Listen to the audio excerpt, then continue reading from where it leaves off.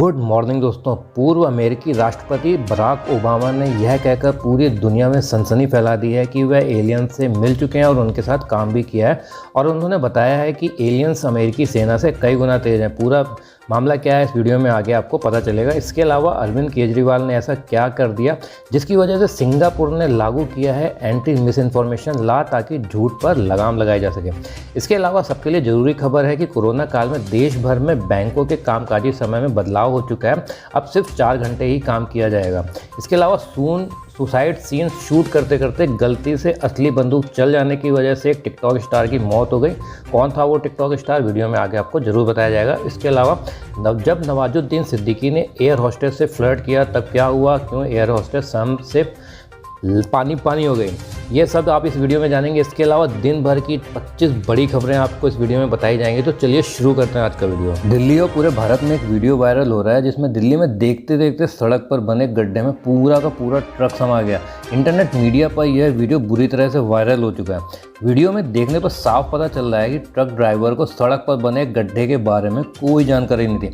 जब वह ट्रक के पीछे कर रहा था तब लोग चिल्ला कर उसे मना कर रहे थे। वहीं जब तक ट्रक ड्राइवर कुछ समझ पाता वह वाहन पूरा का पूरा गड्ढे में समा गया, जैसा कि आप इस वीडियो में देख पा रहे हैं। बार्ज P305 से बचाए गए शख्स ने भयावह कहानी सुनाई है। कहा है कि कप्तान के गलत अनुमान की वजह से बड़ा हादसा हुआ है। जहाज से बचाए गए चीफ इंजीनियर रहमान शेख ने हादसे के लिए कप्तान पर लापरवाही के आरोप लगाए हैं और कहा कि अगर चेतावनी को गंभीरता से लिया गया होता तो सभी लोगों की जान बच सकती थी। मानते हैं कि चक्रवाती तूफान ताउते की चपेट में आए जहाज बार्ज P305 से अब तक 188 लोगों को भारतीय नौसेना और इंडियन कोस्ट गार्ड ने सुरक्षित बचा लिया है, जबकि 37 शव बरामद हो चुके हैं और 36 लोगों की जांच और तलाश अभी भी जारी है।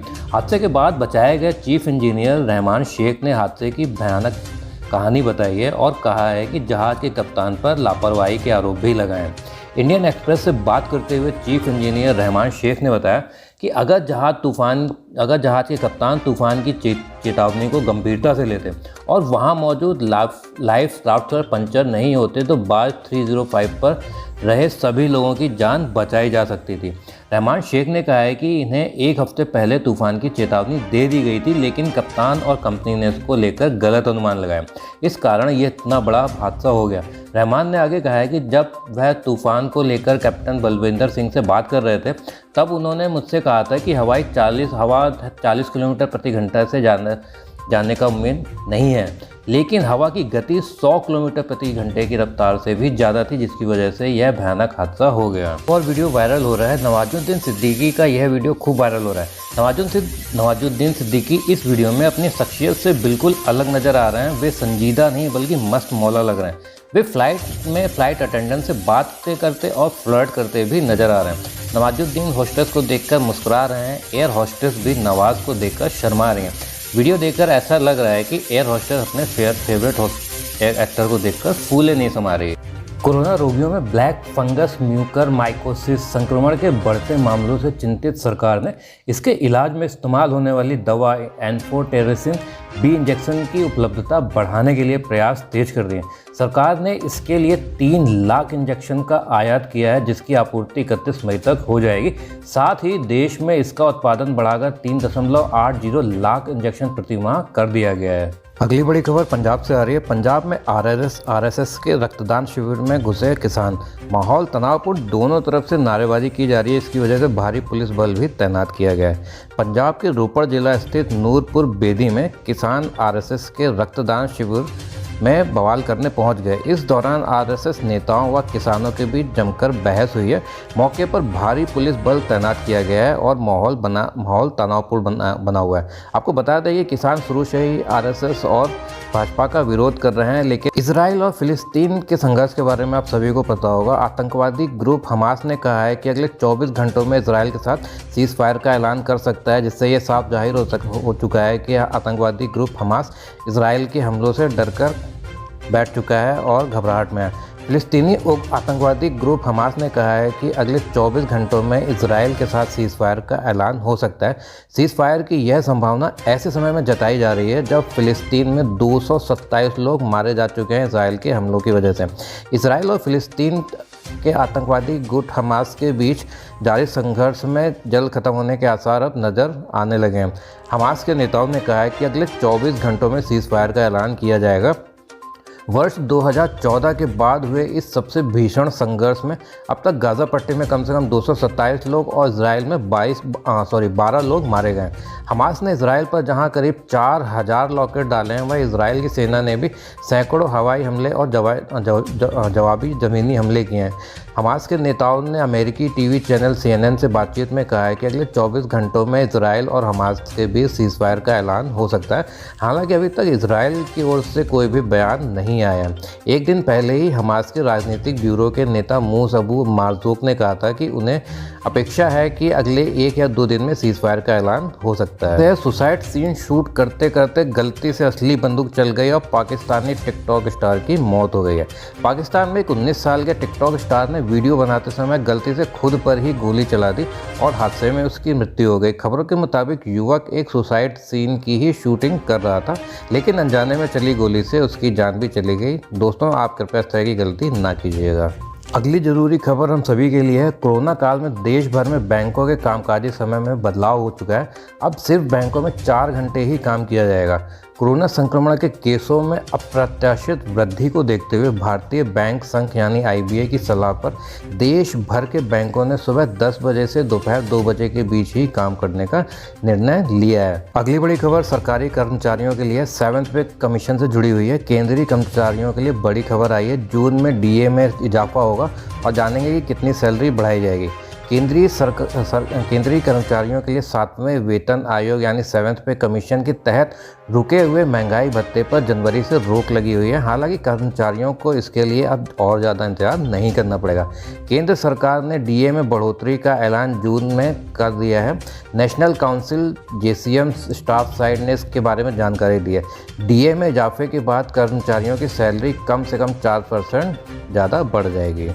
यूपी, पंजाब, राजस्थान समेत कई राज्यों में आज भी बारिश के आसार नज़र आ रहे हैं। दिल्ली में टूट चुका है 70 साल का रिकॉर्ड। जी हाँ दोस्तों, चक्रवाती तूफान टाउटे के असर और पश्चिमी विक्षोभ के कारण दिल्ली NCR समेत उत्तर भारत के राज्यों में तापमान में ज़बरदस्त गिरावट दर्ज की गई है। टाउटे तूफान ने देश के तटीय क्षेत्रों में कहर तो बरपाया ही है। बुधवार को दिल्ली में इसने 70 साल पुराना रिकॉर्ड तोड़ दिया। मई का अधिकतम तापमान जहां 70 साल में सबसे कम दर्ज किया गया है, वहीं बारिश ने 6 साल का रिकॉर्ड तोड़ दिया। मौसम विभाग के मुताबिक आज भी दिल्ली, जम्मू कश्मीर, उत्तराखंड और हिमाचल प्रदेश में बारिश और ओलावृष्टि के आसार हैं। साथ ही मौसम विभाग ने चेतावनी जारी कर बताया कि अगले सोमवार तक ऐसा ही मौसम रहने के आसार हैं। यदि आप इनकम टैक्स पे करते हैं तो अगली बड़ी खबर आप लोगों के लिए 7 जून से आयकर विभाग करने जा रहा है बड़ा बदलाव। जाने कब और कहां से इनकम टैक्स भरना पड़ेगा। इनकम टैक्स भरने वालों के लिए या ITR फाइल करने वालों के लिए बड़ी खबर आ चुकी है। 7 जून 2021 से इनकम टैक्स डिपार्टमेंट यानी IT डिपार्टमेंट बड़ा बदलाव करने वाला है। यदि आप भी टैक्स भरते हैं तो पहले ये बात जरूर जान लें। बता दें कि ITR विभाग ने अपनी ऑफिशियल वेबसाइट को बदलने का फैसला किया है। 1 जून 2021 से आप मौजूदा वेबसाइट पर लॉगिन नहीं कर पाएंगे। विभाग की ओर से नया ऑफिशियल पोर्टल बना दिया गया है जिस पर आप अपने टैक्स से जुड़े कामकाज निपटा सकते हैं।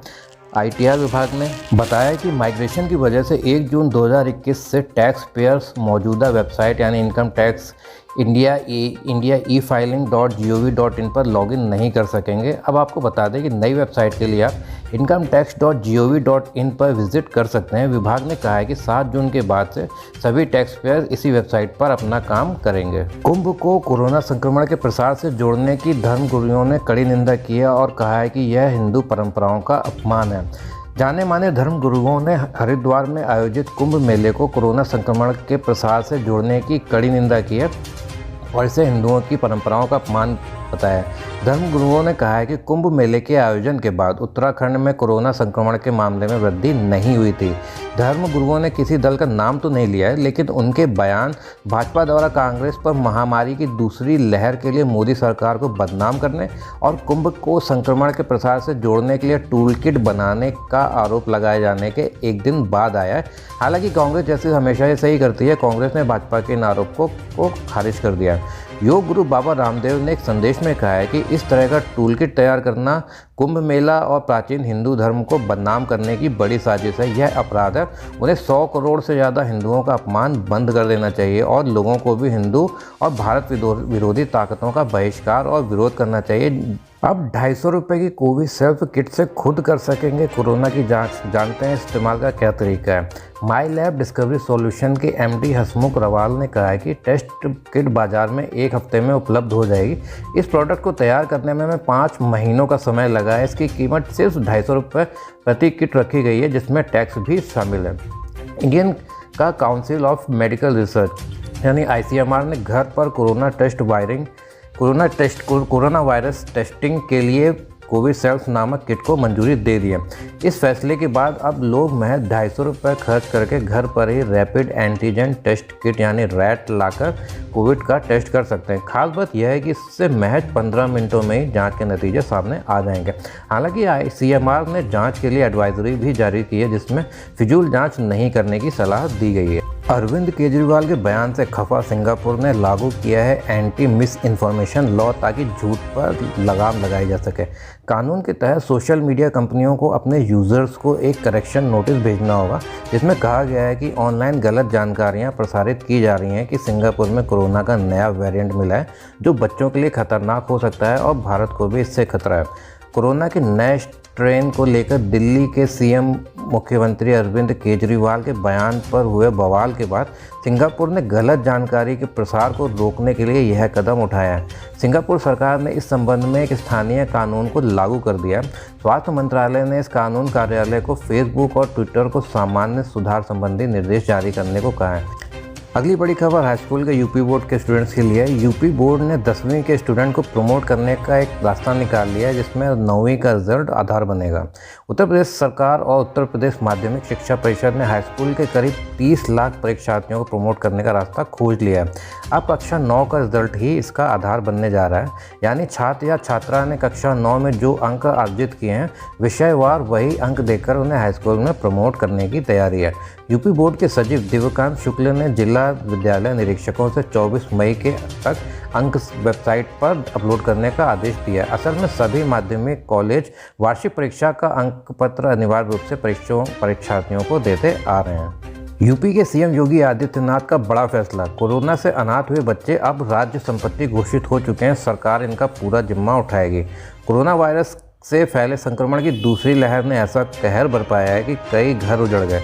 कई बच्चों के सिर से माँ बाप का साया भी उठ गया। ऐसे निराश्रित और अनाथ बच्चों के लिए यूपी के मुख्यमंत्री योगी आदित्यनाथ ने बुधवार को एक बड़ा फैसला लिया है। यूपी में कोरोना संक्रमण की वजह से जिन बच्चों के माँ बाप का देहांत हो गया है, उनके भरण पोषण सहित सभी तरह की जिम्मेदारियां राज्य सरकार निभाएगी। इसके बारे में CM ने महिला बाल विकास विभाग को तत्काल विस्तृत कार्य योजना तैयार करने का निर्देश भी दे दिया है। अगली बड़ी खबर बराक ओबामा से रिलेटेड है। बराक ओबामा ने माना है कि एलियन का अस्तित्व है और बताया है कि अमेरिका सेना से एलियन कई गुना तेज है। उन्होंने कई ऐसी फुटेज और वीडियो देखे हैं जिनमें आसमान में रहस्यमयी चीज़ों को देखा जा सकता है। हालांकि तमाम कोशिशों के बाद भी हम यह पता नहीं लगा पाए हैं कि आखिर वे हैं कहाँ। अमेरिका के पूर्व राष्ट्रपति बराक ओबामा ने दावा किया है कि उन्होंने UFO यानी एलियंस को देखा है। यही नहीं, उन्होंने एलियन से जुड़ी चीज़ों को भी देखने का दावा किया है। इस दौरान उन्होंने यह भी कहा कि एलियंस के आगे अमेरिका सेना कुछ भी नहीं है। अमेरिका के राष्ट्रपति रहे बराक ओबामा ने the Late Show with James Corden में कई मुद्दों पर खुलकर अपनी राय रखी। इसी दौरान उन्होंने दावा किया कि उन्होंने कई फुटेज और वीडियो देखे हैं जिसमें आसमान में रहस्यमयी चीज़ों को देखा जा सकता है। उन्होंने आगे कहा कि मैंने ऐसी वीडियोस देखी हैं जिसमें UFO यानी अनआइडेंटिफाइड फ्लाइंग ऑब्जेक्ट अमेरिका के मिलिट्री टारगेट्स के आसपास दिखी हैं। उन्होंने कहा कि उनकी तेज़ी के सामने अमेरिकी सेना कुछ भी नहीं है। ऐसे में हमें एलियंस के लिए तैयार रहना पड़ेगा। कुछ दिन पहले अमेरिकन नेवी के पूर्व लेफ्टिनेंट रॉयन ग्रेव्स ने दावा किया था कि उन्होंने वर्जीनिया बीच के इलाके में कई उड़न तस्तरियाँ देखी हैं। रॉयन का ये दावा साल 2015 से 2017 के बीच था कि जिसके बीच उन्होंने लगातार कई रहस्यमयी उड़न तस्तरियाँ देखी हैं।